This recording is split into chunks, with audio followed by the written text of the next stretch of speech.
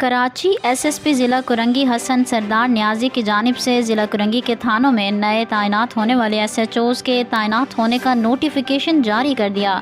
اسی حوالے سے مزید تفصیلات جانتے ہیں کراچی سے ہمارے نمائندہ خصوصی جاوید محمود ارائیں سے۔ جی جاوید، کیا تفصیلات ہیں آپ کے پاس؟ آگاہ کیجیے گا۔ جی بالکل، ایس ایس پی ضلع کرنگی حسن سردار نیازی کی جانب سے ضلع کرنگی کے تھانوں میں نئے تعینات ہونے والے ایس ایچ اوز کے تعینات ہونے کا نوٹیفیکیشن جاری کر دیا گیا ہے۔